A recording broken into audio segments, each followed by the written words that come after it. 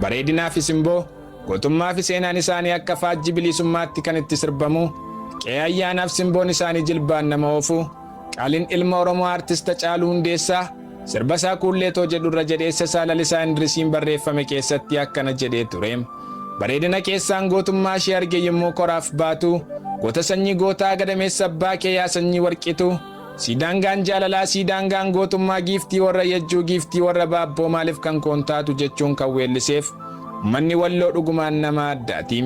Keessattuu waa'een gootittii warqituu bal'inaan ni odeeffama.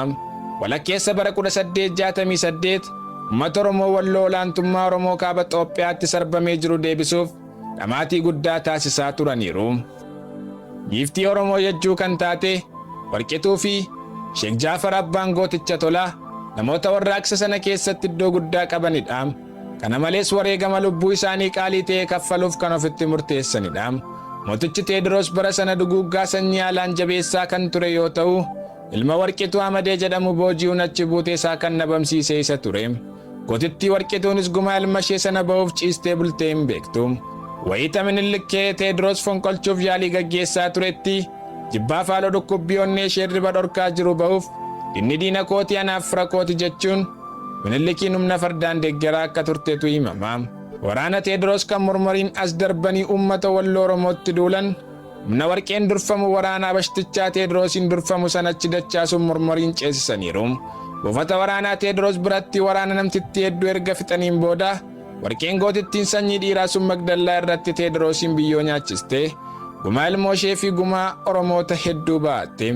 Bara sana waraanni Ingiliz lammii Ingilizotaa kan Teediroos sababa doofummaasaaf dhimina fuula isaanii ilaaluun akka meeshaa waraanaa hojjetaniif dararuun mana hidhaa buuse baafachuuf kaaba Itoophiyaa kan dhufan biyyicha keessa osoo barbaadaa jiranii warqeen isa galaafatte. Gootummaa isheef faranjoonni sun kan ishee dinqisiifatan yoo ta'u, suuraan ishee irra godambaa Ingiliz keessatti argama.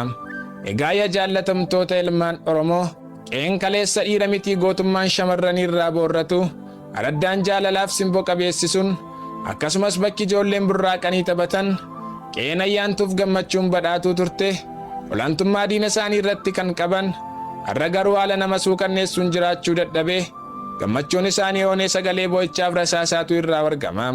Wayita boqonnaa fudhachuu qabanitti haati ilmoo ishee dhiistee dhiiraaf dhalaa osoo hin jedhin falmachuuf lubbuu isaanii qaalii kaffalaa jiru. Walloo faa birmannuun jedha.